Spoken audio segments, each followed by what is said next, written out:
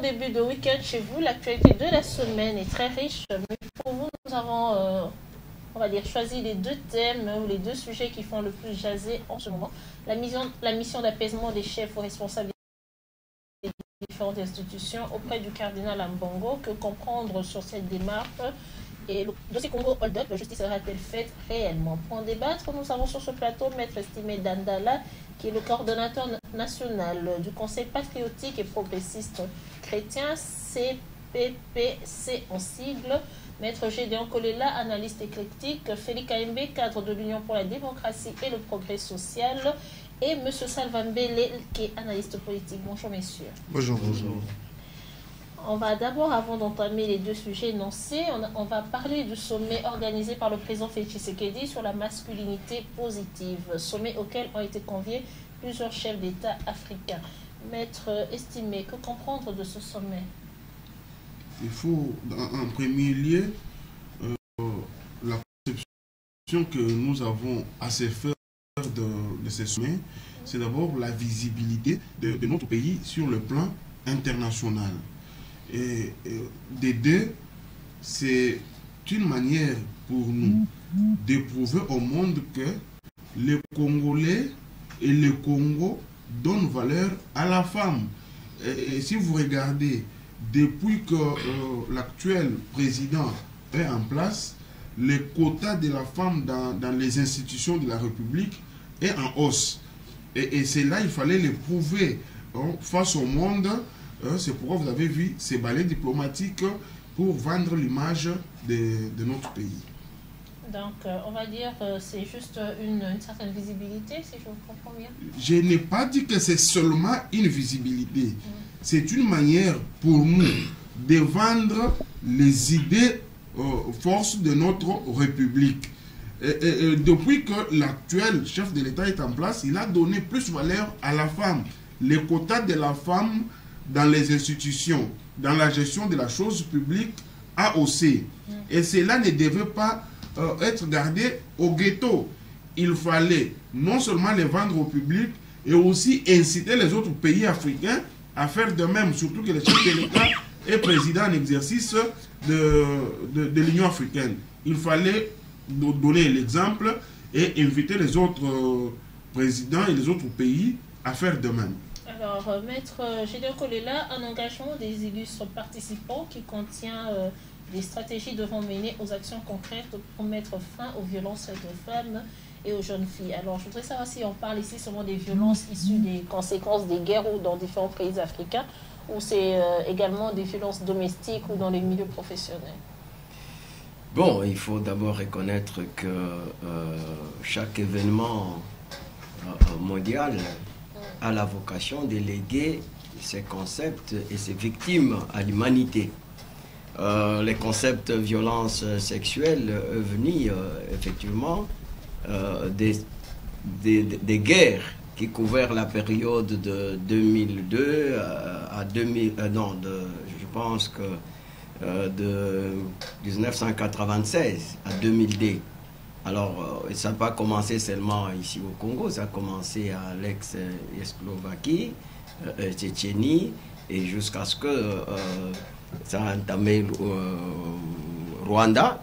Et qu'il faut savoir que les publicistes aujourd'hui parlent même de cette guerre à l'Est comme troisième guerre mondiale, donc à partir du Congo, où vous trouvez que non seulement cette violence sexuelle, il y a aussi le banditisme urbain. Donc ce sont des concepts qui, à partir de cet événement, aujourd'hui, vous savez, comme confrère vient de dire, le Congo est attaché à la coopération internationale et mutuelle, dans le respect de chaque identité de la nation ou d'un État et le respect de la souveraineté territoriale. Voilà pourquoi aujourd'hui la mondialisation fait en sorte que le monde est un village planétaire et que la promotion en fait du genre aujourd'hui demeure en maîtresse absolue. Elle domine tous les États, même les États les plus faibles se soumettent à ces lois. C'est dans ce cadre-là qu'on peut dire qu'aujourd'hui, plus que jamais, la parité est à son apogée. Donc voilà. Savambele, pourquoi un sommet organisé dans ce sens? C'est la question qui m'a été posée, alors que déjà sur terrain, plusieurs ONG, associations luttent contre justement ces violences faites à la femme et aux jeunes filles. Oui, merci madame pour la parole. Et je profite aussi de l'occasion pour saluer les invités, mes co-débatteurs plutôt. Alors, par rapport à la question masculinité positive, est-ce qu'il fallait un sommet pour ça? Bon, je me dis, tout dépend des priorités des chefs de l'État. Tout dépend de son agenda, de son programme, de ce qu'il est envisagé de faire pour cette année. Mais à ce qui me concerne, je pense que ce n'était pas une priorité pour le pays. En tout cas, ce n'était pas une priorité. Bon, nous savons déjà les thèmes, c'est bon. La masculinité positive, c'est lorsque les hommes s'engagent à accompagner des femmes, à lutter contre les violences faites à la femme et à cesser de se considérer comme un être supérieur à la femme. Là, c'est déjà le thème, c'est bon. Moi aussi, j'adhère à ces thèmes, mais je pense que ça ne nécessitait pas tout un sommet juste pour ça, faire appel au chef d'État. Et je sais que des sommets comme ça, les trésors publics dépensent beaucoup d'argent. Alors que ce sont peut-être des dépenses de trop. On allait faire autre chose pour ça. Et on pouvait continuer la vulgarisation. Nous savons qu'il a quand même prêché, par exemple, depuis son arrivée au pouvoir, on voit plus de femmes dans des postes de responsabilité. C'est bon. C'est une bonne chose, non? C'est une bonne chose, oui, c'est une bonne chose. Déjà, j'ai dit, la thématique n'est pas mauvaise, oui. Vous voyez, mais à mon sens, je ne pense pas que ça nécessitait pas un sommet à ce moment ici. Surtout qu'à ce moment ici, nous avons des soucis avec nos voisins, Rwanda et tout, et voir c'est peut-être une manière de mettre ensemble tout le monde, pour parler en dessous, on va dire. Là, il fallait le faire ailleurs. À ce moment ici, des plaies, on a encore des cicatrices, et Kagame normalement n'est pas encore le bienvenu chez nous ici. Pour le moment. Félix Kaimbe, Kagame n'est pas le bienvenu. Pourquoi est-ce qu'il y a eu la présence et pourquoi ce sommet-là, alors que vous avez entendu Savambele qui dit que c'était pas tellement un sommet, beaucoup de gens le disent aussi, il n'est pas le seul. Merci beaucoup Madame Lilas d'abord pour l'invitation. C'est pour moi l'occasion de saluer mes co-débatteurs et aussi bien tous les téléspectateurs qui suivent pendant ce moment. Et je m'adresse à toutes les combattantes et combattants de l'IDPS. Je les salue parce que ce sont des gens qui travaillent pour cette nation. Je pense ici, Madame, nous devons dépassionner les débats. Il ne faut pas que nous puissions prendre la parole, condamner même ce qui ne peut pas être condamné. Ce sommet, oui, parce que dans tous les pays d'Afrique, même européens, nous avons un problème sérieux par rapport à nos êtres semblables, les femmes. On dit ce sont les êtres faibles. De par cette définition ou catégorie des personnes, il y a d'autres messieurs, d'autres hommes qui sont en train toujours de faire un effort négatif pour mater les femmes, ce qui n'est pas une bonne chose.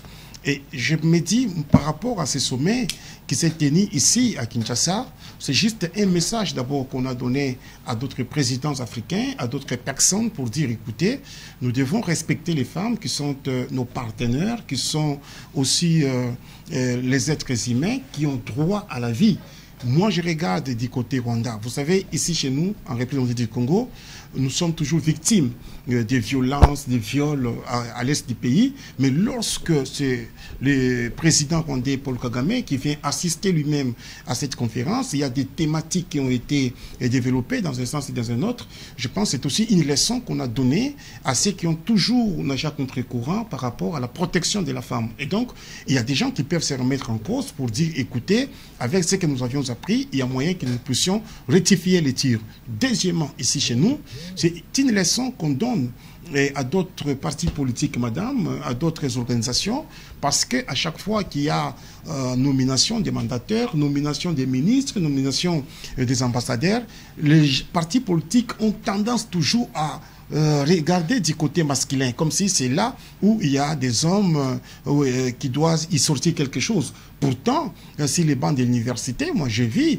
des dames très brillantes, madame, qui ont bâti les gens sur les bancs de l'université. Vous-même, vous êtes un exemple. une dame très intelligente. Et donc, je me dis, à un certain moment, il faut que nous puissions nous tous nous remettre en cause, non seulement voir du côté viol, non seulement voir du côté où on est en train de mater les dames, mais il y a aussi du côté administratif où les dames sont mises de côté, pourtant elles ont droit à la vie. Troisièmement, je me dis, c'est aussi une façon de visibiliser les pays. Lorsque le sommet se tient ici chez nous, en République démocratique du Congo, c'est que pour dire toutes les caméras du monde sont braquées sur la République démocratique du Congo. Et donc, il y a des questions qui sont développées, il y a des problèmes qui sont soulevés, il y a des gens qui se disent, écoutez, cette fois-ci, nous pouvons voir dans un même sens, dans une même direction, pour que les femmes se retrouvent. Moi, je me suis très content, je me dis, il ne faut pas que nous puissions parler de l'argent, madame. À quoi servirait l'argent s'il y a des femmes qui meurent à l'est du pays, ou soit à Kigali, je ne sais pas, en Zambie ou en Angola? À quoi servirait cet argent? Et donc, l'argent qu'on a dépensé, ça fait partie d'un exercice normal d'un président de la République qui est en fonction, et aussi bien d'un président de l'Union africaine. Ici, peut-être, vous tournez sur une femme, vous tabassez une femme, on ne vous fait rien. Mais allez en Europe, madame, vous étiez aux États-Unis, il y a paix. Donc, une femme est capable de porter plainte à son mari, de porter plainte à son chef de travail. Et donc, nous devons voir ce qui s'est passé ici. Ce sommet, si la masculinité est positive et pas négative, positive, c'est que pour dire, nous devons accompagner nos mamans, nous devons accompagner les femmes pour que ces dernières ici puissent donner le meilleur d'elles-mêmes. Je cite en disant, madame, selon les statistiques de gestion, on a trouvé que là où il y a une femme, il y a des bonnes gestions. Et donc, une femme, c'est la vie et il faut protéger la femme. Donc, il faut la mettre en condition afin qu'elle puisse bien produire. Alors, on va passer directement au sujet énoncé. Le premier, on va parler de cette mission, on va dire, d'apaisement. Vous étiez 4 personnalités allées rencontrer le cardinal Ambongo le mardi 23 novembre. Dans la soirée, les 2 présidents des chambres du Parlement, le chef du gouvernement et le conseiller spécial du chef de l'État en matière de sécurité. Maître estimé, il n'y a pas de conflit entre l'État et l'Église catholique. C'est l'information principale qu'on devra retenir de ces échanges cordiaux, n'est-ce pas? Exact, exact.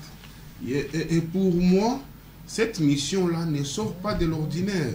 Ce n'est pas la première fois, ça ne sera pas la dernière fois que les membres, les dirigeants de nos institutions partent voir le cardinal. Hein, ils ne se sont pas seulement limités à voir le cardinal, ils ont vu aussi le représentant de l'église SCC. Cela, c'est pour dissiper les malentendus qui avait élu domicile dans les relations entre l'Église et le pouvoir public. Et chacun, surtout dans les réseaux sociaux, chacun commentait comme il pouvait. Et cela avait jeté une douche froide sur les relations entre l'État et l'Église.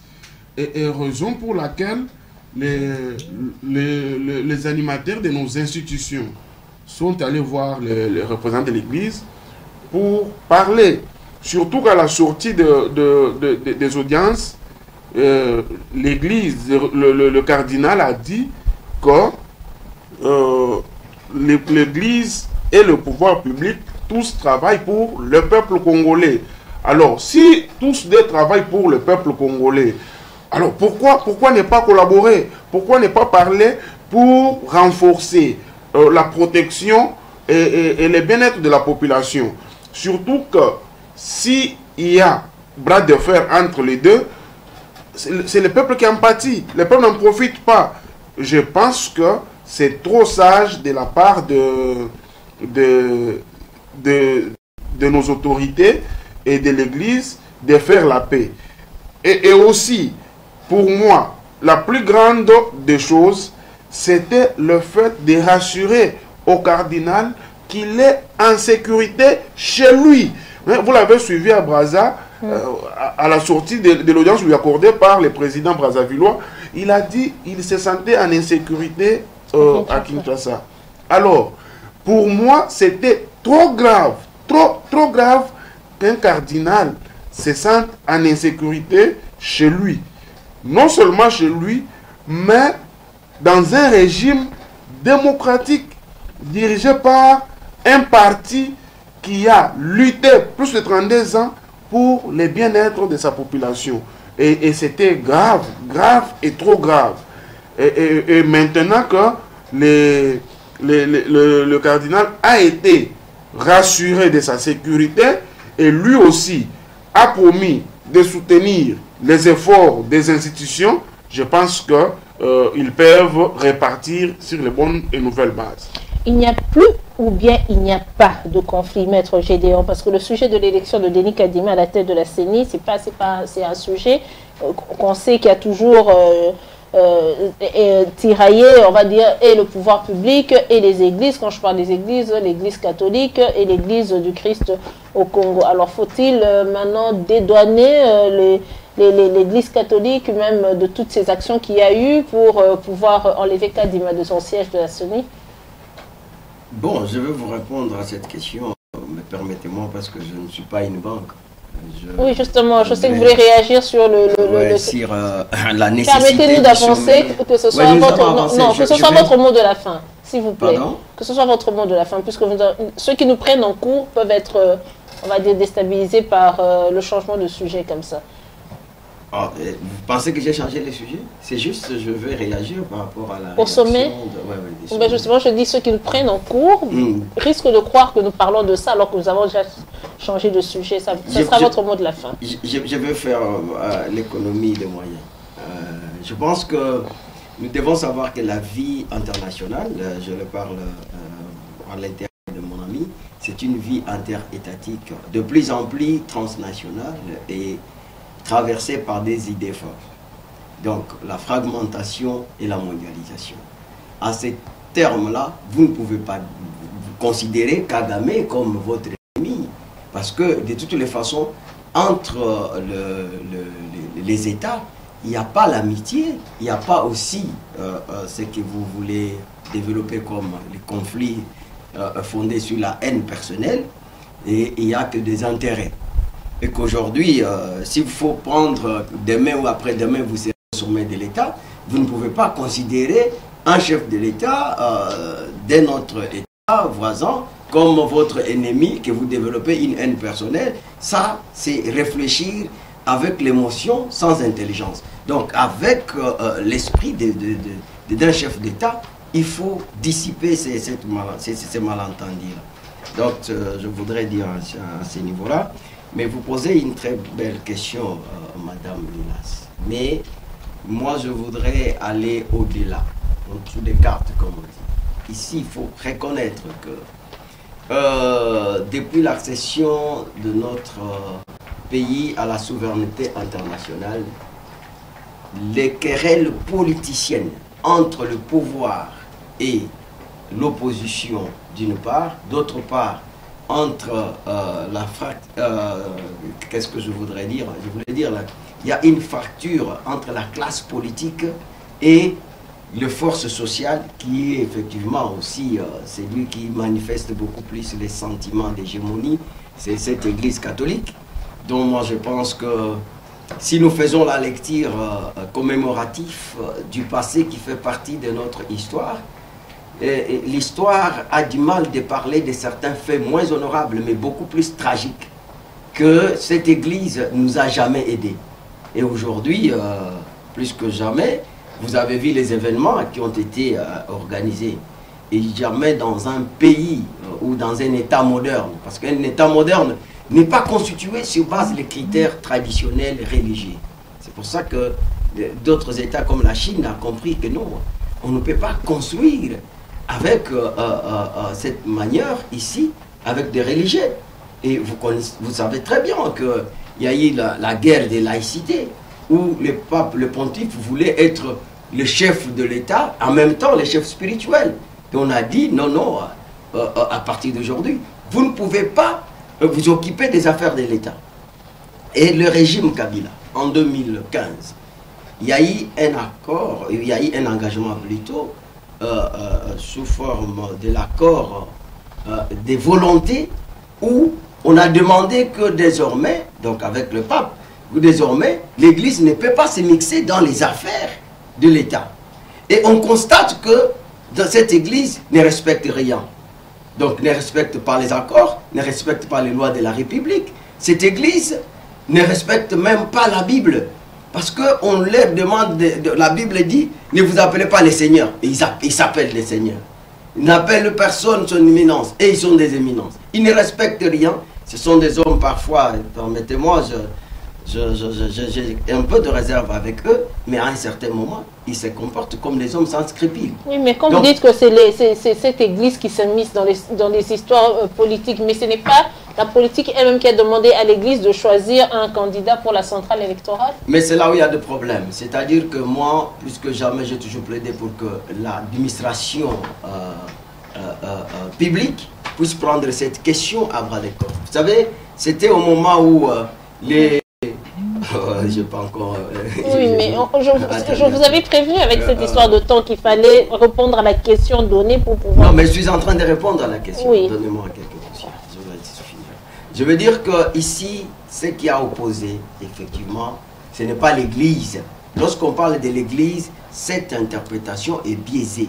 Ici, on parle de cardinal, on parle de certaines personnes qui, par leur prise de position tendancieuse, manifestement favorable dans un camp, parce qu'ils sentent que leurs intérêts sont menacés.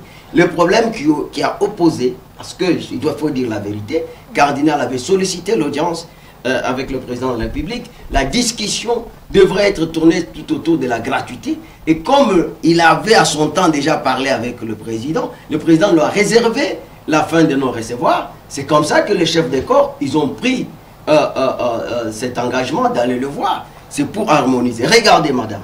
Et on ne peut pas prendre le peuple congolais comme les masses laborieuses corveillables à souhait. Donc avec la gratuité, vous savez que les catholiques ou les évêques n'ont pas digéré ça. Pourquoi? Parce que...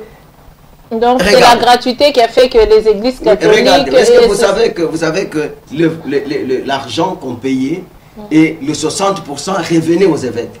Et il n'y a que les 40% qui revenaient aux enseignants et pour les frais de fonctionnement. Merci. Mais c'est immoral. C'est immoral. Donc plus que jamais, je veux que l'État puisse prendre ses responsabilités à main et que cette histoire, comme en 67, Mobutu a décidé de pouvoir arriver à ce niveau-là, de nationaliser les écoles, les hôpitaux, parce qu'auparavant, si peut-être, je sais que vous êtes intéressant, même cette université, c'était une université catholique qui avait la gestion. Alors, on a nationalisé, et cardinal à son temps, qui Maloula, il n'a pas digéré ça. Il a manifesté les mêmes comportements jusqu'à ce que Mobutu, étant que dictateur, l'a poussé à aller en exil. Donc lui aussi, il voulait confondre les temps. Pour lui dire que tout ça, parce que le premier était en exil. Il s'est senti comme ça parce que leurs problèmes, c'est leurs avantages qui sont dérangés.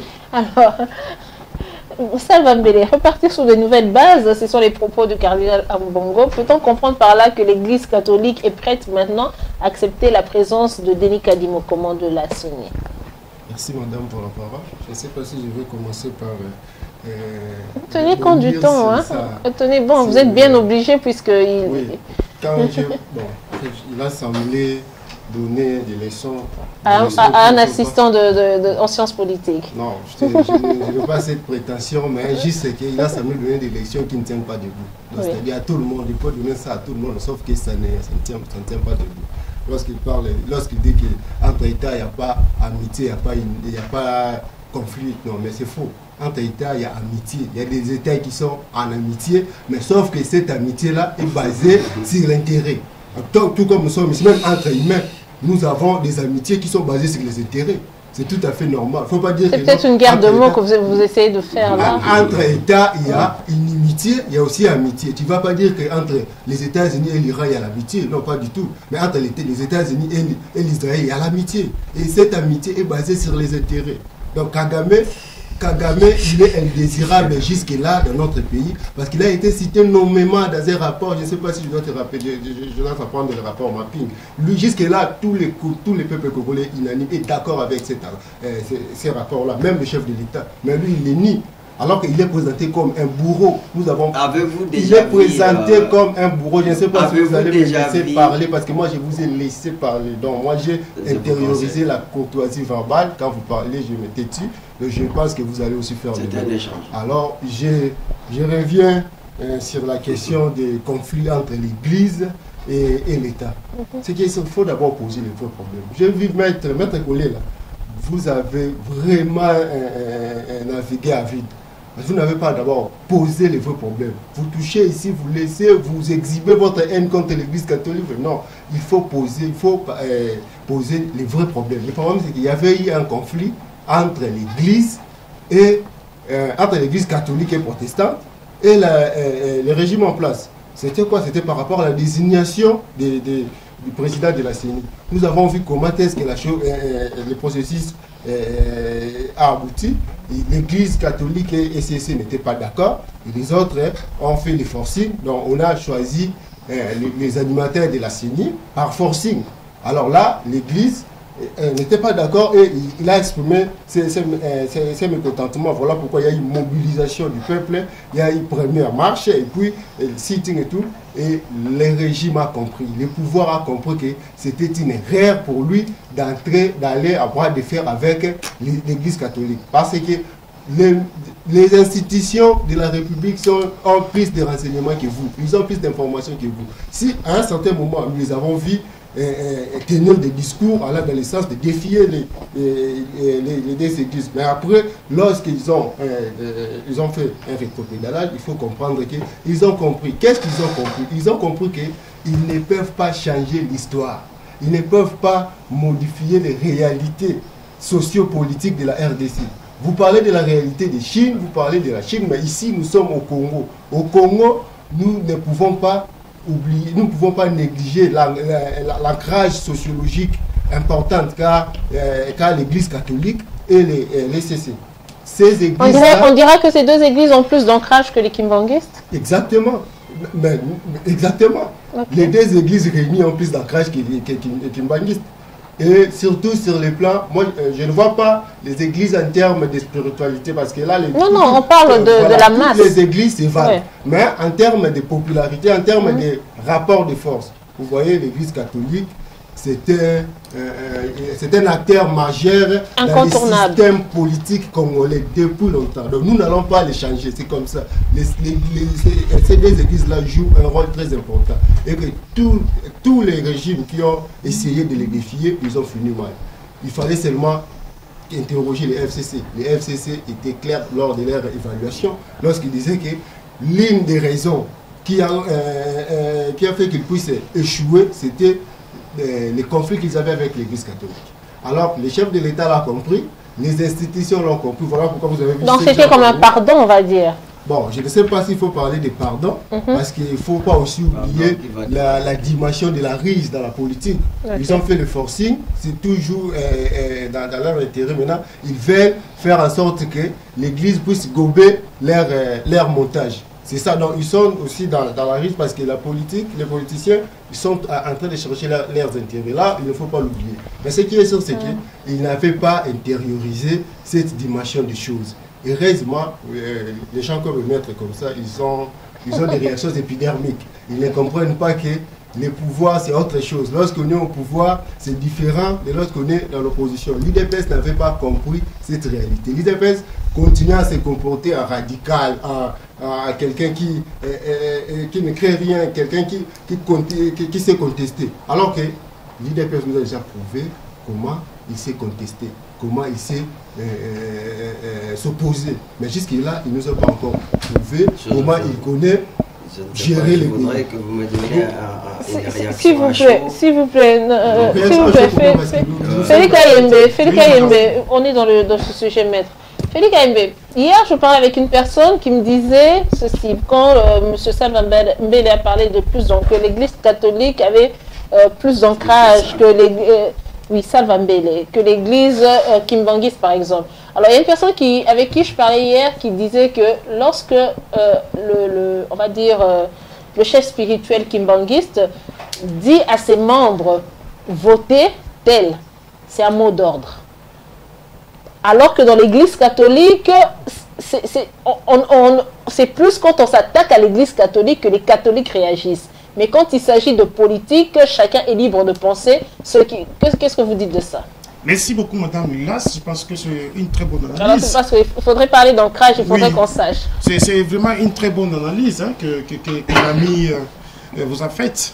Je pense ici il faut que nous puissions arriver toujours à nuancer les choses entre les prélats catholiques et aussi nous, nos membres catholiques.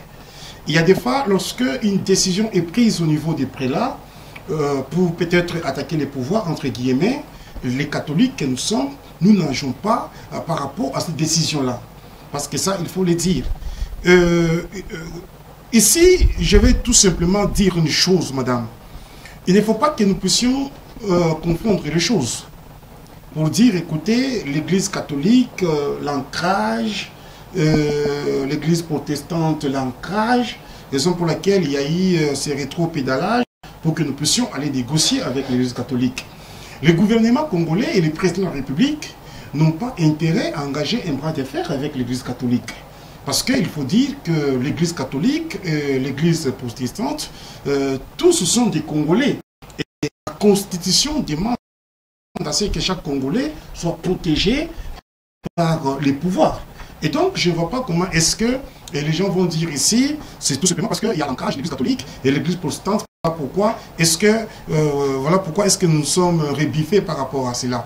Ici, il y a eu un problème d'incompréhension, ou soit de la mauvaise volonté, de la mauvaise foi.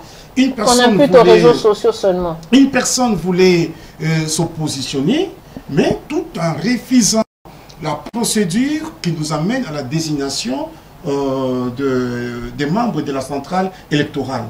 D'autant plus que la charte elle-même, nous en avions parlé plusieurs fois sur ce plateau, madame, je ne peux pas y revenir. Et donc, on a respecté la charte. L'article 17 qui vous dit qu'il faut que nous puissions aller au consensus. Faute de consensus, il faut que nous puissions aller au vote. Et des églises se disent, écoutez, nous ne sommes pas concernés, tout simplement parce qu'on ne voulait pas d'une tête d'une personne. J'ai beaucoup aimé le président de la Cour constitutionnelle, Kalouba, qui vous dit, même moi, lorsque j'ai été désigné comme président de la Cour constitutionnelle, les gens montent sur leurs chevaux pour dire, voilà, il est de la même province que le président de la République. Pourtant, moi, je ne suis pas de la province du président de la République, Kalouba, il faut le dire, et de ma province de l'Omami. Et le président de la République est du Kassa oriental. Pourquoi vous aviez voulu qu'il y ait la décentralisation? Et lorsqu'on responsabilise une personne, bien qu'il soit dans les mêmes espaces, et donc vous voulez lier la personne au président, ce qui n'est pas une bonne chose. Et donc par rapport à cette question, madame, personne ne peut prévaloir d'avoir l'ancrage sur l'étendue de la République. D'autant plus que l'Institut des statistiques, madame, n'a pas encore fait cet exercice de dénombrement des membres ou des fidèles d'une église ou d'une autre pour dire, voilà, ils sont plus nombreux que nous, ou soit nous sommes plus nombreux qu'eux. Ça, c'était un. De deux, dans la démocratie, je pense que Salva ne doit pas me contredire, on ne doit pas imposer à qui que ce soit. Je peux être que de l'église catholique, mais je ne suis pas d'accord avec ce que les prélats me demandent de faire, madame. Raison pour laquelle, vous allez vous en souvenir, on disait à l'époque qu'on faisait 50-50. Je ne vais pas revenir encore à cela. Et aujourd'hui où nous parlons, vous n'avez qu'à voir, lorsqu'on a organisé la marche, je ne sais pas, du 13 ou 12 du mois passé. 13. Du 13 octobre. Regardez, prenez la Sénco, c'est-à-dire l'église catholique. Prenez les CLC protestantes, prenez la Mouka et consorts. Voyez le nombre de gens qui étaient en route, dans des rues de Kinshasa. Moins nombreux par rapport aux gens qui étaient partis accueillir le président de la République. C'est que pour dire, l'église catholique, il y a beaucoup de nos membres de différents partis politiques et de l'IDPS qui sont à l'église catholique. Si vous me demandez, moi, aujourd'hui, de me lever contre le régime, je ne dois pas le faire. Mais il faut connaître les choses. On n'a pas intérêt à engager un bras de fer avec les cardinals. Je suis très content parce que le président de la République a joué à la sagesse. A joué à la sagesse. Il ne faut pas humilier cela. Ce n'est même pas un point de faiblesse. Mais plutôt, il faut dire, Il a tout, le président de la République. Il a l'armée, il a la police, il a les services de sécurité.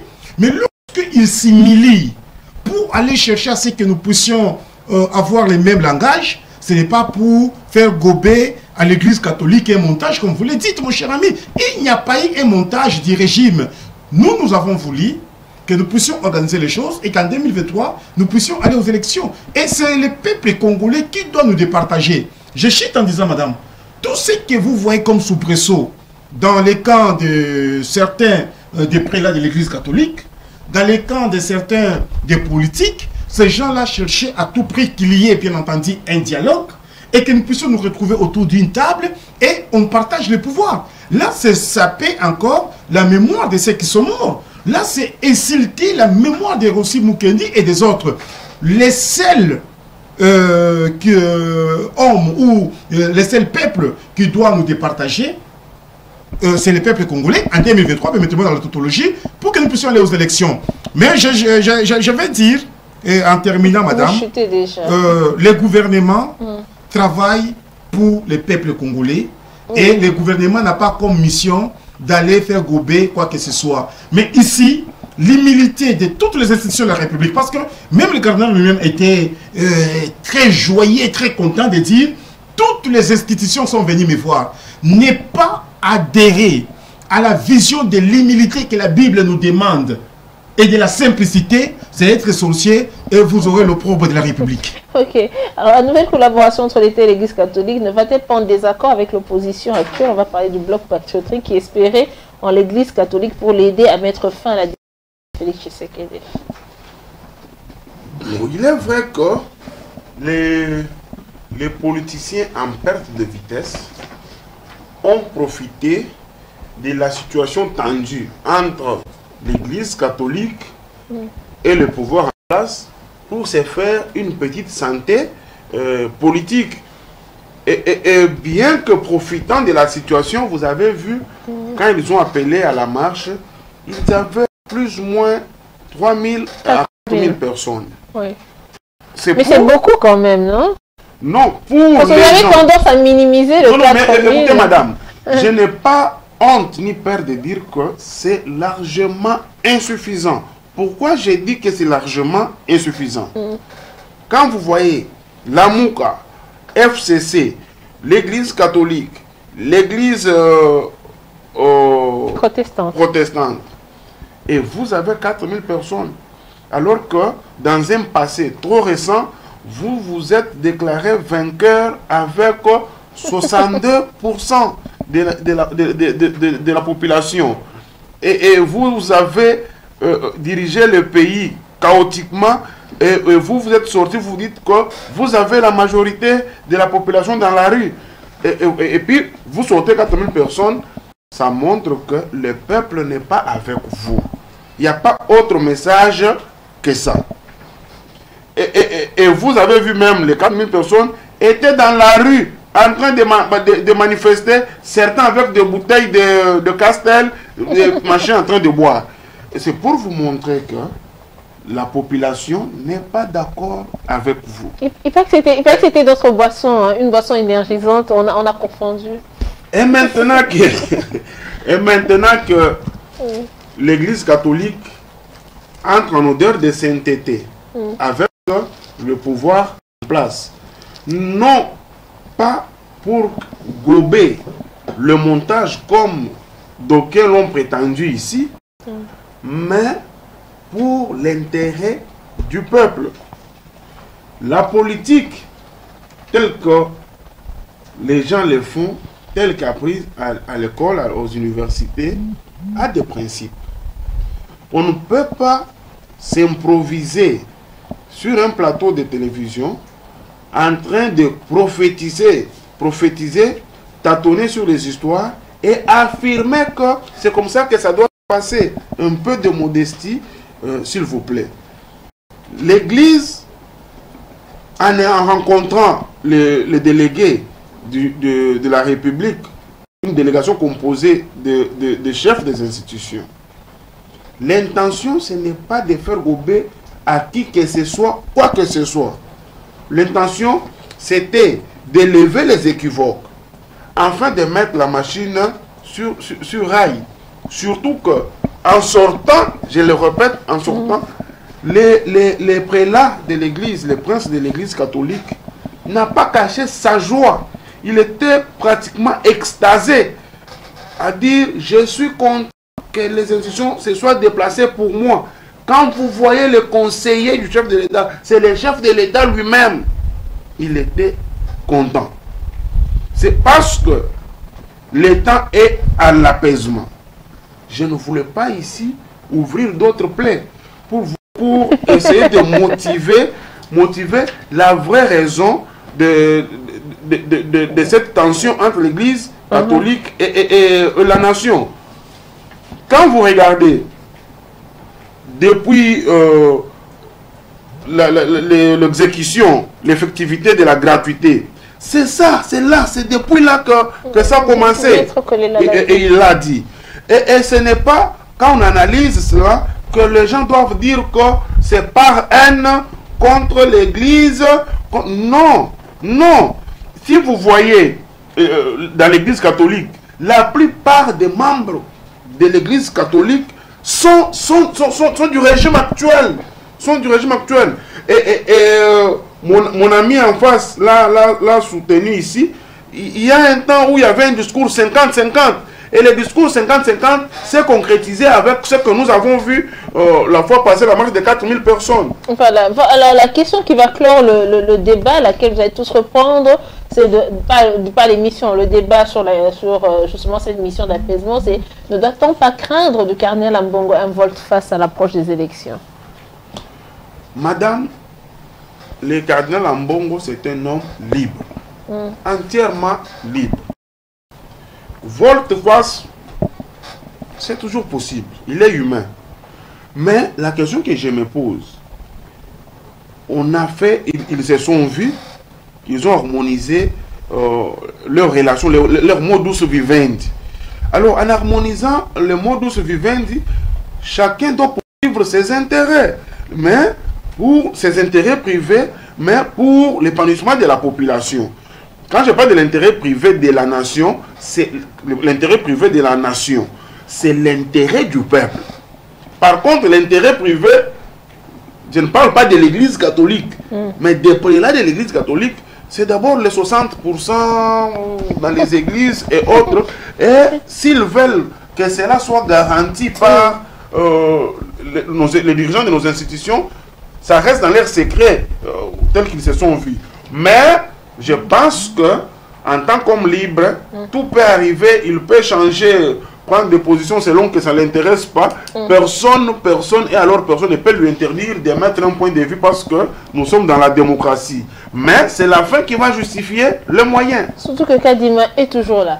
Alors, vous voulez répondre à ceux qui avaient dit tantôt M. Salva Mbele, et ensuite vous allez nous dire qu'est-ce que vous pensez de la réaction du cardinal Ambongo si jamais à l'approche des élections il aura un volte-face.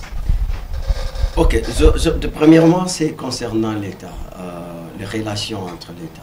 Parce que lorsque vous lisez la Constitution, moi je suis un homme de conviction fondé sur des principes élaborés. Ici, vous ne pouvez pas interdire l'État congolais à être en coopération mutuelle avec Rwanda, juste parce que Kagame, il est l'un des ennemis d'après toi. Alors que Kagame, tu ne l'as jamais vu avec les armes en train de tuer, il y a la plupart de vos frères, le fils de ces pays, qui se recrutent, les acteurs principaux, qui ont tiré de la dégradation des situations sociales de ce pays. Et le peuple aujourd'hui, s'il semble être frappé de plein fouet d'une vie économique désastreuse, donc la cause, ce n'est pas Kagame. Je vais vous dire, la cause, ce sont vos frères, à qui Kagame a donné les moyens pour qu'ils viennent tuer d'abord leurs frères. Mais vous êtes avec eux, donc d'une manière ou d'une autre. Quoi, quand bien même je vois que tu fais les mélancolies pour ne pas s'assumer. Et c'est ça ce que je voudrais dire. Que vous devez savoir, vous-même, vous ne m'avez pas contredit. En disant que entre les États, il n'y a que l'intérêt. C'est à partir d'intérêt qu'on peut développer l'amour, l'amitié, si vous voulez, ou à partir de l'intérêt, Parce que l'intérêt, c'est même la mesure de l'action. Hein? Pas d'intérêt, pas d'action. Donc voilà, l'unité de mesure d'action, c'est l'intérêt. Donc entre les États, c'est l'intérêt qu'ils doivent les mettre ensemble. Donc il n'y a pas des ennemis, on ne doit pas être des ennemis, on ne doit pas être aussi des amis, on doit viser les objectifs. L'objectif ici, c'est l'intérêt.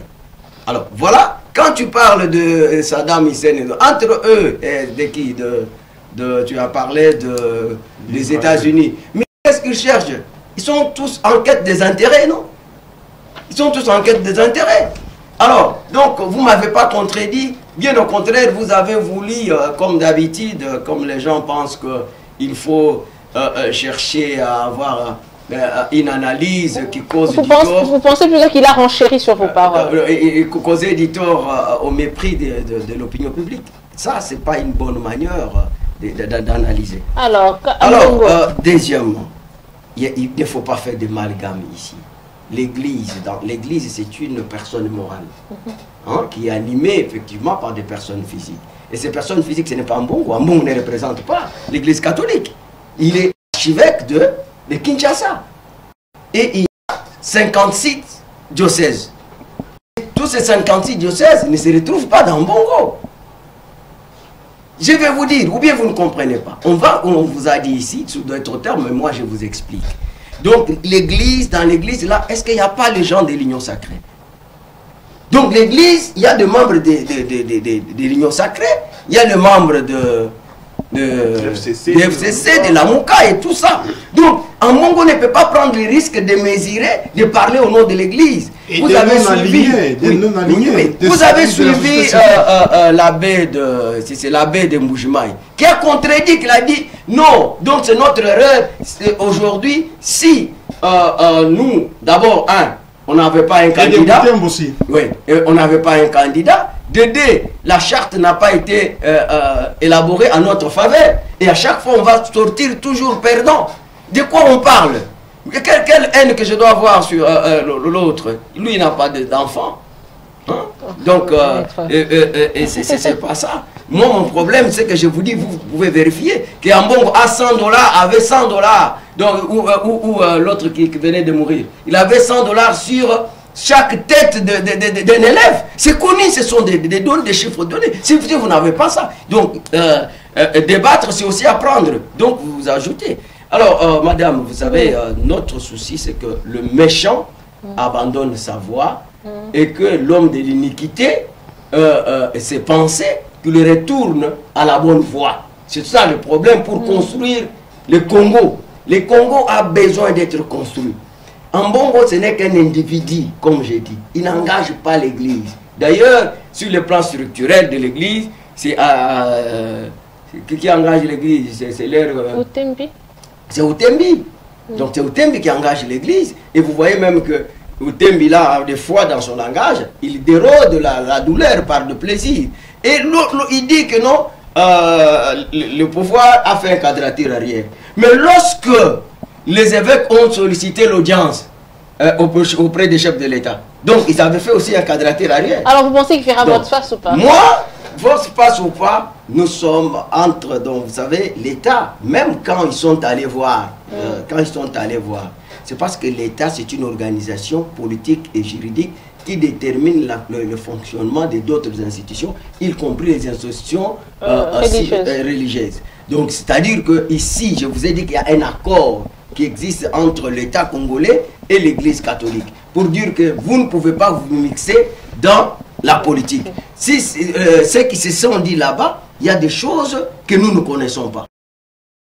Si Congo demain ou après-demain, parce qu'il se comporte comme un membre de la Mouka, il est libre à lui. Et le problème, c'est que entre l'État et d'autres organisations, il existe que les relations fondées sur le rapport de force. Donc, et voilà, et le problème n'est pas là. Ici, tout ce monde ici sont en quête de dialogue pour partager le pouvoir. Nous disons CAP 2023 et qu'on ne doit pas se cacher derrière l'église, soit disant qu'on a gagné les élections 62. Un homme politique, vous voyez que cet appel, je vais finir par là, cet appel au bloc patriotique. Donc, il a signé sa mort politique. Est-ce qu'on parle encore de lui? Et donc, Safayoulou a senti qu'en face de lui, il a un bâton, il a appelé les autres. Maintenant, c'est FCC qui revient sur la surface. Et on leur a donné l'occasion de parler, considérer que non, leurs péchés là, ce sont des péchés blancs qui n'ont pas besoin d'être confessés. Donc, vous serez jugés et la sentence de notre peuple donc n'a pas d'appel. Mais, M. Savambele, pensez-vous qu'il y aura un vote face de la part de l'Église catholique, pour ne pas parler de celle qui la représente? Bon, d'après vos autres co-débatteurs, non, le cardinal Ambongo. Là aussi, c'est une illusion. Madame, je pense que la justice aimerait que vous puissiez me donner la parole cette fois-ci en dernier. Parce que je suis en face des gens qui parlent presque le même langage. Et ils ont vous voulez la parole en dernier? Et moi, je n'ai pas le temps. Mais vous avez votre temps. Non, je n'en ai pas assez par rapport à eux. Donc, je pensais... je vous donne à tous le même temps. Bon, Oui. parlez, la parole est à vous. Vous pensez que parce que nous vous en parlez de Congo, je voulais juste comment réclamer ces droits qui me parlez. Pas, monsieur. Parlez, vous perdez du temps, parlez. Je vais répondre. En tout cas, je dois prendre le temps de répondre à tout le monde. Non. Parce que le temps, j'ai été attaqué par les trois personnes. Répondez, monsieur Salva, répondez. Vous venez de passer 5 minutes comme ça. Je commence par Maître Collet là. Je sais que Maître Collet là, à ce qui concerne l'Église catholique, c'est que je comprends que vous parlez seulement sans pourtant vous informer. Et ce n'est pas bien à ce niveau. C'est ça les qualificatifs. Je pense. Parce que lorsque vous dites que le cardinal Ambongo, parce que je vous apprends que le cardinal Ambongo n'est pas seulement l'archevêque de Kinshasa, il est cardinal. Quand il est à ce titre, il est le chef de l'église catholique au Congo. Il est le cardinal même au Congo-Brazza. Donc si tu le vois au Congo-Brazza là, c'est parce qu'il est... Maître, s'il vous plaît, il va réclamer que je ne lui donne pas assez de temps. C'est lui. Donc voilà, vous avez beaucoup de temps. Vous n'avez rien dit. Mais moi, je voulais parler. Vous continuez encore de me contredire. Vous laissez ça passer. S'il vous plaît. Non, je dois être clair. Bon, en fait, laissez-le écrire. Je retire ça si ça ne vous enchante pas, je le retire. D'accord, j'avance. Alors, le cardinal, c'est lui. Donc, il engage l'église catholique. Il représente l'église catholique au Congo. Donc, ce n'est pas, je ne sais pas si vous avez fait cet amalgame. La CENCO, c'est la conférence épiscopale nationale du Congo. Il est président, Monseigneur Outem, c'est le président de tous les évêques de la RDC. Alors que le cardinal représente l'église. Il faut nuancer. Vous voyez? Je pense que cette fois-ci, votre religion est éclairée. Alors, lorsque M. Félix dit que le professeur Kalouba Diboué qu'on lui aurait reproché d'être le même professeur, moi je pense que ce n'était pas ça le vrai problème. Le problème c'est que le professeur Kalouba Diboué est arrivé là où il est arrivé au niveau de la Cour constitutionnelle par violation de la loi. C'est comme ça qu'il s'est posé, c'est comme ça qu'il a été critiqué par les gens. Ce n'est pas parce qu'il appartenait, il serait de la même province que le chef de l'État. Je ne pense pas que ça pose poser problème. C'est un Congolais qui a des droits comme tout le monde. Mais la manière d'accéder à cette institution, c'était en violation de la loi. C'était en violation parce qu'on devait avoir tirage au sort. C'était en violation parce que la loi prévoit tirage au sort après 3 ans. Mais nous, on était en 2020, ils ont été nommés, alors qu'il fallait attendre 2021 pour tirage au sort parce qu'on a eu changement aussi en violation aussi de la loi, il faut aussi les signaler, en 2018 sous Kabila. Alors, normalement, le chef de l'État devait attendre 2021 pour faire le tirage au sort. Cela n'était pas le cas.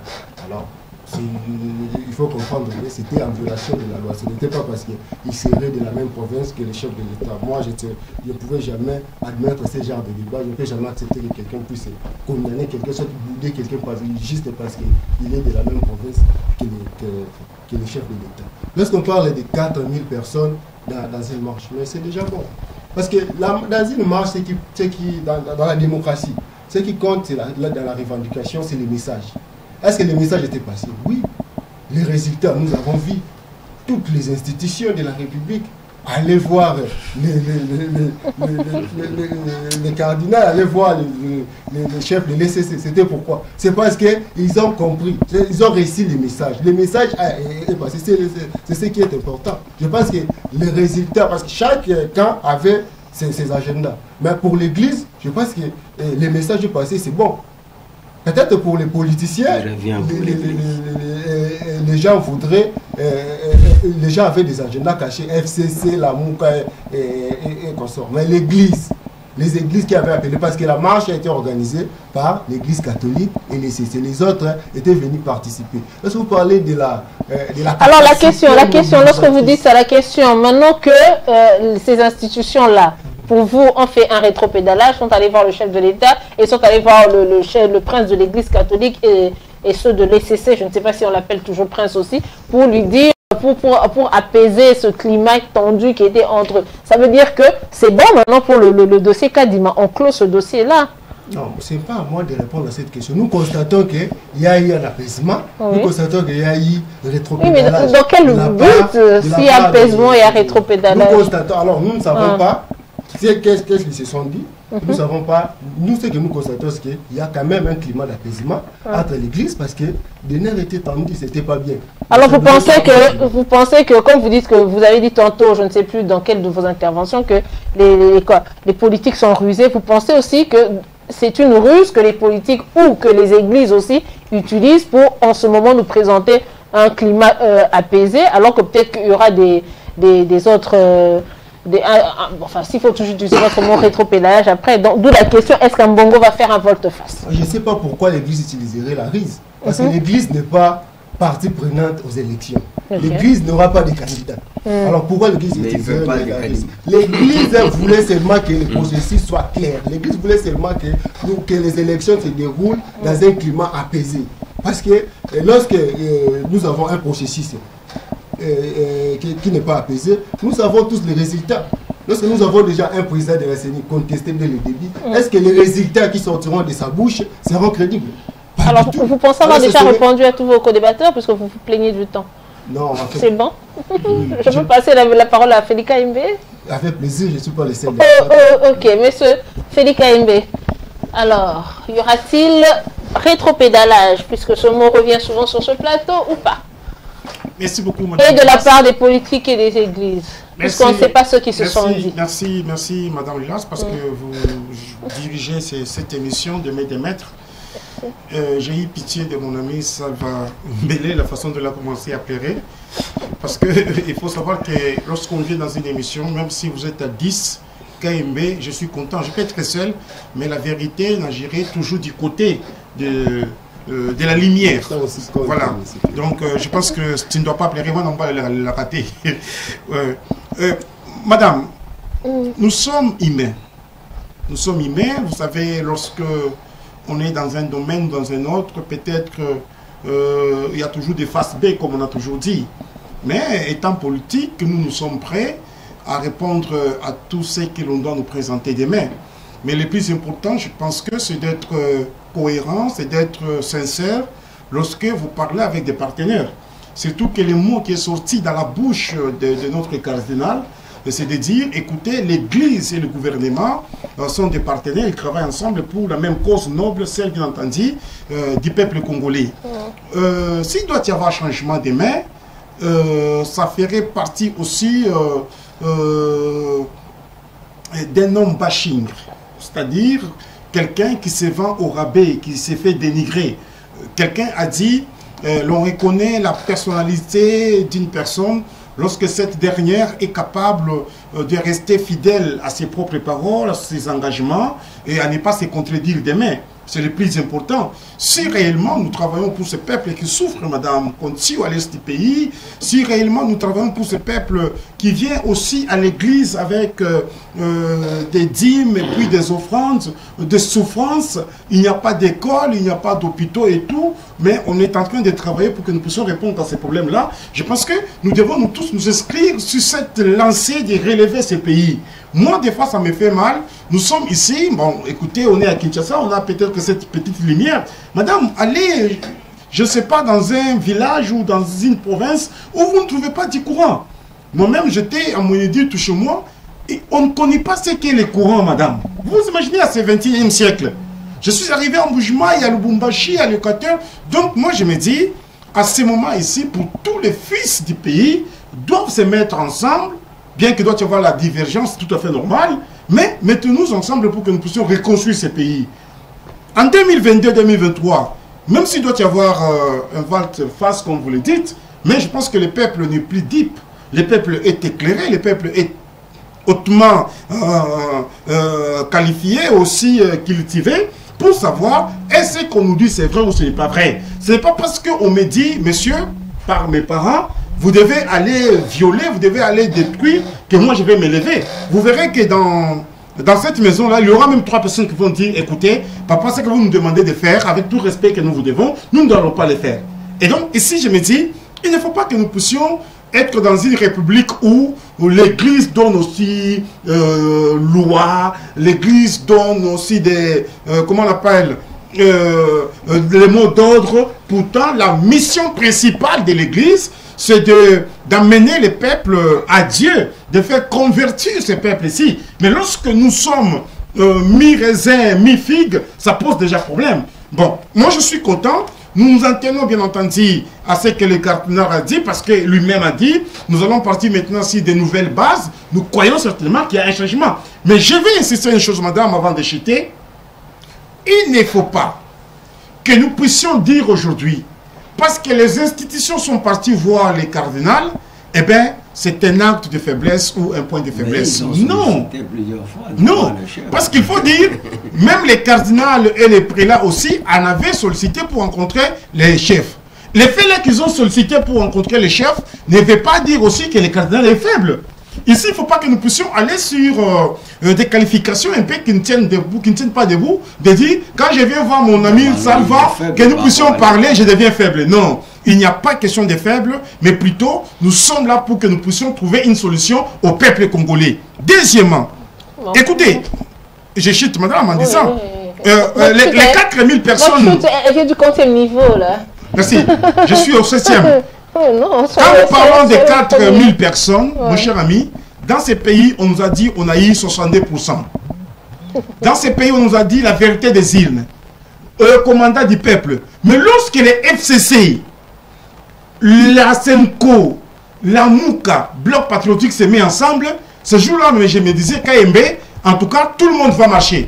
Mais curieusement, personne n'a marché les 4000. N'oubliez pas que Martin Fayulu et Mouzito étaient absents de cette marche. Non, non, et s'ils étaient absents, madame, c'était... Non, non, non, ici, ils étaient absents, madame, c'était juste pour une question de leadership. Parce que Mouzito s'est dit, moi, un Fayulu être avec Chadari, et puis, qu'est-ce que ça va se dire? Vous savez, il y a une grossesse qu'on a dit ici... La deuxième grossesse... prématuré, non, d'un monstre, voilà. Mais maintenant, nous qui avions quitté les monstres, nous sommes d'ici, mais celui qui veut être dans un mariage où il doit y avoir, je ne sais pas, les monstres, ne pourrait pas marcher. Vous êtes au rez-de-chaussée. Mais je suis au rez-de-chaussée. Vous êtes au rez-de-chaussée et on change. Merci. Voilà, faute de temps... Mais le leadership est volé, hein. C'est le FCC qui veut maintenant refaire la surface. Mouzito se pose la question avec Fayulu pour dire qu'on a fait de très mauvais calculs, surtout avec les Congo Hold Up. Personne n'est ici pour les défendre. Justement, parlant de Congo Hold Up, il faut dire après que... mais qu'il vienne le lundi. Nous avons commencé cette émission en retard, nous nous en excusons, mais... et puis, j'ai eu une information comme quoi il y a une certaine institution financière ou bancaire qui promet de poursuivre toute personne qui citera son nom dans cette affaire sans apporter de preuves. Bon, nous ne sommes pas là, alors maître, on va juste donner la dernière question. Hein. C'est vraiment, on parle de Congo Hold Up, j'en parlerai le lundi de manière plus avancée. Est-ce que la justice congolaise se saisira exactement de tous ces faits qui lui ont été donnés comme ça, comme un cadeau, on ne sait pas, ou si c'est elle qui instruit ces ONG-là, ou tout ce consortium-là pour nous sortir cette enquête. Mais est-ce que la justice congolaise fera bon usage de toutes ces informations à sa disposition? Oui, madame, les institutions qui ont eu à enquêter sur ces braquages, ce n'est pas une surprise pour nous. Nous avons vécu dans ces pays. Nous savons que les braquages de deniers publics étaient le mode de vie du régime passé. Nous ne sommes pas surpris. Mais je dois vous avouer que les ministres de la Justice a déjà donné injonction au parquet de la cassation d'ouvrir les dossiers sur ces braquages. Mais je dois avouer que notre justice, comme le chef de l'État lui-même le dit, nous le disons aussi, la justice doit être active, la justice doit être pratique et pragmatique, à instruire les dossiers comme ça, pour sauvegarder le bien public. Mais il me semble que notre justice hiberne un peu à ce point-là. C'est pourquoi nous voulons que cette fois-ci, et les fois qui viendront, la justice, les parquetiers poussent être beaucoup plus en mouvement pour sauver la République. La République a saigné à blanc par la crise de braqueurs de deniers publics qui a fonctionné pendant plus de 18 ans. Et pour savoir c'était nous ne devons pas préférer les vérités. Il n'est pas possible que ces gens-là voulaient passer ce temps un message en fait qui sont aujourd'hui dans la démocratie publique. Vous pouvez braquer aussi prochainement comme la justice doit prendre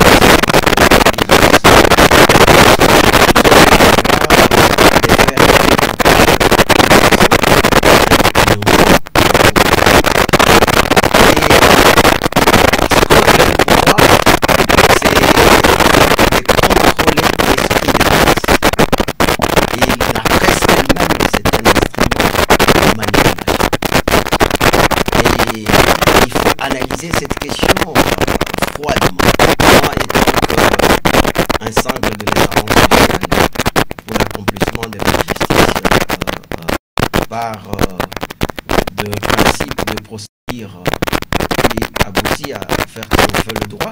J'ai dit le principe des présomptions d'innocence. Donc aujourd'hui, il faut dire que Kabila, tout ce qu'on peut dire, il bénéficie des présomptions d'innocence. Ça, c'est la première chose. Pour dire, nul ne peut être poursuivi que sur base de la loi. Si la loi a été violée et qu'on parle de détournement, parce que vous savez que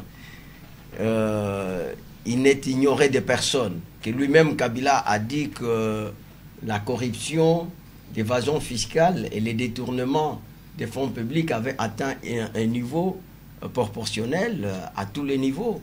Et voire même que, vous savez, parce que le même genre que j'ai appelé autrefois les intellectuels opportunistes qui sont servis avec leur connaissance livresque pour donner un contenu idéologique et politique à la tyrannie où un dictateur pouvait voler, tuer mais il pouvait toujours être rétabli dans le mémoire avec un argument intellectuel. Et ces gens-là, c'était pour leurs intérêts.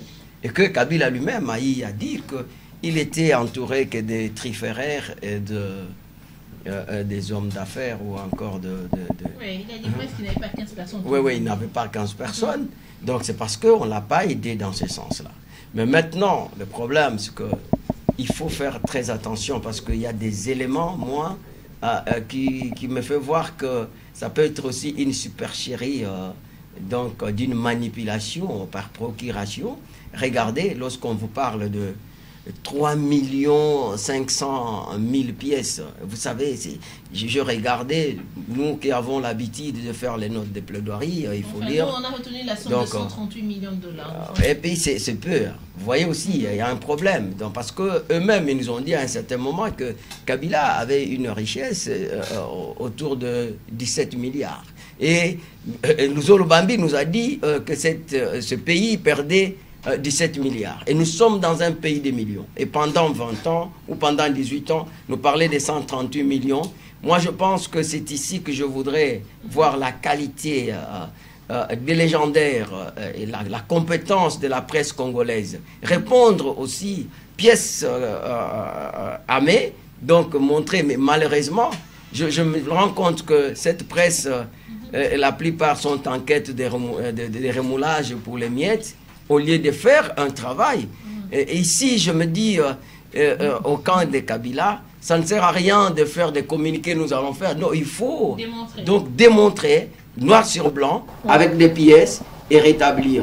Mais tout ce que je dis, ce n'est pas une cause d'exonération, de responsabilité, de détournement, de corruption, de faits excessifs. Donc, Kabila est reproché. Merci. Donc, voilà. Monsieur Savambele, vous croyez en cette enquête-là?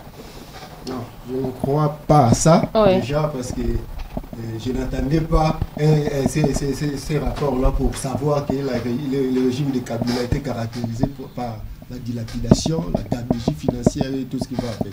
Donc il ne fallait pas attendre ça pour le dire. Moi je pense que c'est une manipulation de trop, c'est juste, ils ont leurs intérêts, ce qu'ils veulent, ce qu'ils cherchent, eux-mêmes ils savent.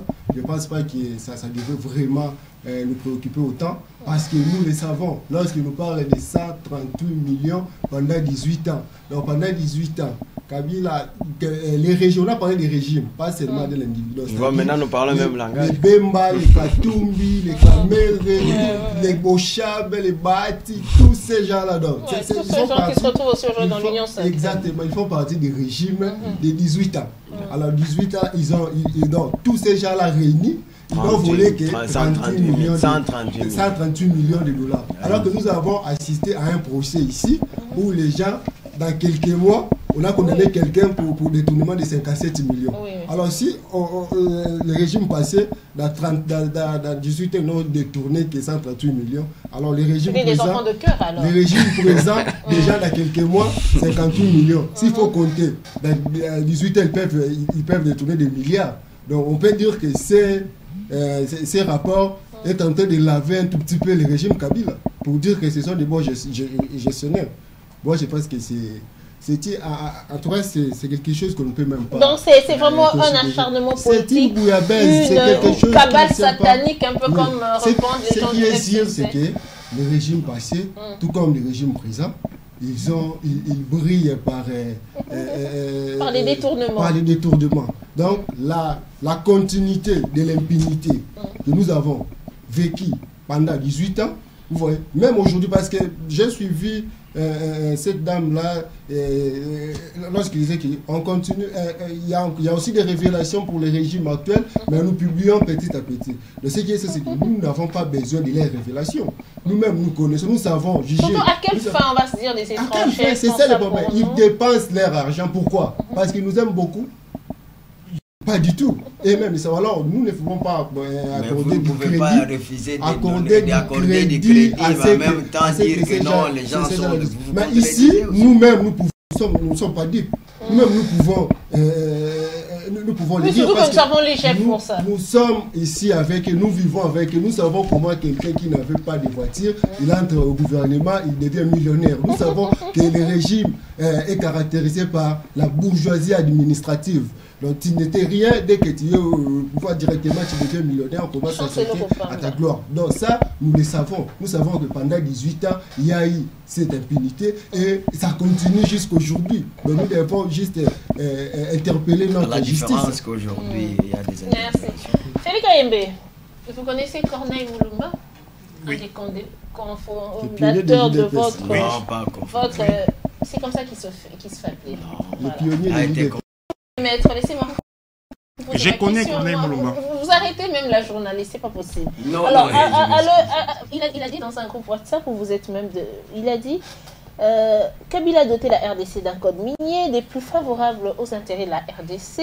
Il a permis aux Congolais de vivre la magnifique expérience d'une passation pacifique de pouvoir au sommet de l'État, alors qu'ils pouvaient choisir de s'éterniser et continuer à combattre. Il a dit beaucoup de choses et il a dit que pour ça, au moins, il faudrait qu'on reconnaisse les bienfaits de Kabila. Alors, moi, ma question, c'est de savoir, et vous clôturez l'émission, doit-on pour autant dédouaner M.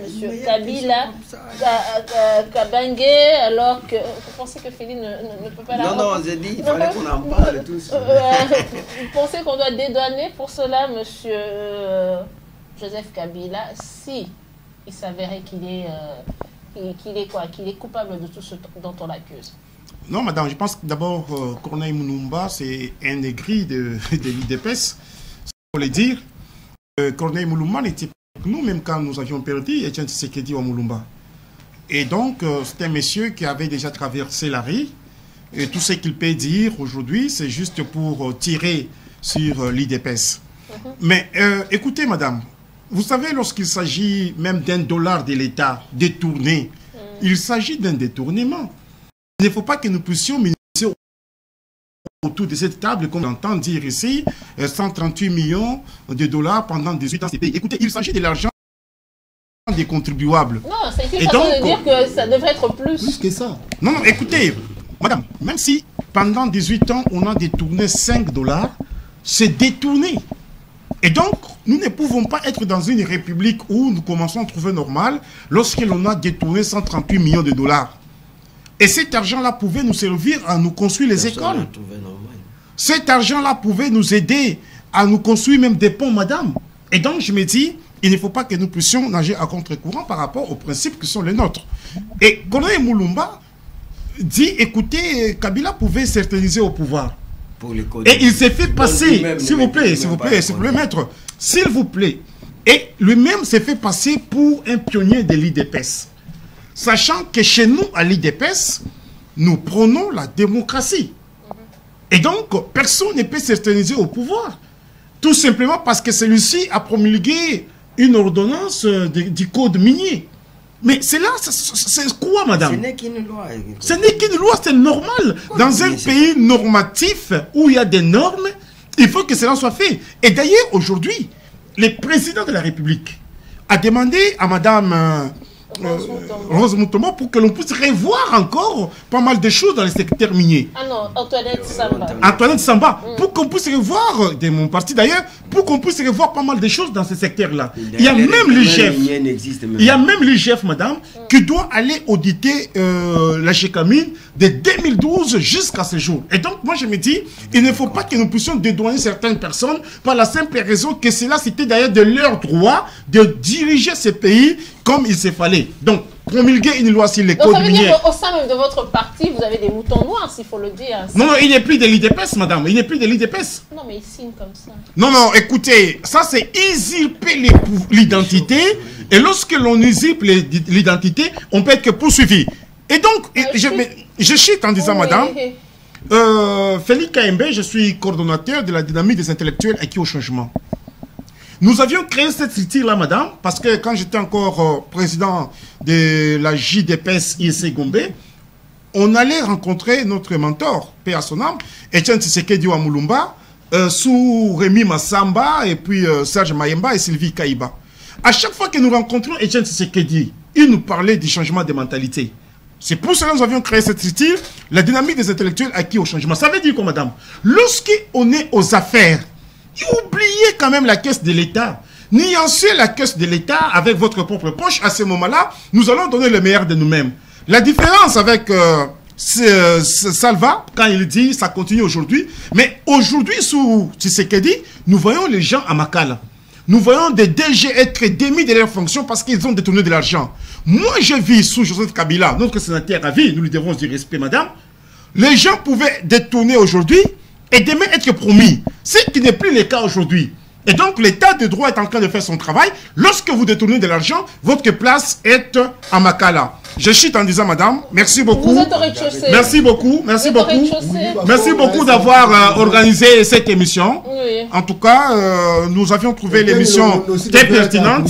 Et nous disons, non, Étienne Longondo, monsieur, à la liberté provisoire. Étienne Longondo à la liberté provisoire. Et donc, vous ne pouvez pas en vouloir à monsieur Ngondo.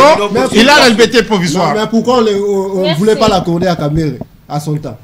Mais il fallait ouvrir le procès. Monsieur, le dossier est différent. Tu n'es pas juriste, tout dépend de la manière où les procureurs doivent. Il y a des conditions. Mais je pense qu'il y a... Il faut qu'il y ait des garanties, monsieur. Qu'est-ce qui freine le déroulement du procès? Non, s'il y a garantie, à ce moment-là, on vous accorde. Il y a des problèmes, il y a un problème. Il y a quel problème? Parce pose la qu'on question. doit assister à Pose la question. et là, le procès n'arrive pas. Qu'est-ce qui se passe? Vous devez nous Il a arrêter été cette mappé, justice oui. populaire. On peut bien l'accorder la liberté provisoire. Mais pourquoi on n'ouvre pas les procès comme on l'a fait avec Mathieu? La justice a sa vitesse, monsieur.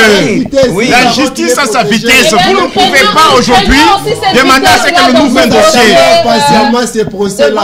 Nous attendons et il y a des griefs qui lui sont reprochés. Il y a des griefs qui lui sont reprochés. La parole me revient. Longondo jouit de la liberté provisoire, il est de son droit. Mais qu'est-ce qui empêche la justice de commencer C'est une question à laquelle on Mais va tu peux porter plainte, monsieur. Va saisir alors la Il y a justice. une plainte là-bas, il a déjà été mappé. Non, si tu es lésé, va saisir la justice pour dire que Étienne Longondo est dans la liberté provisoire.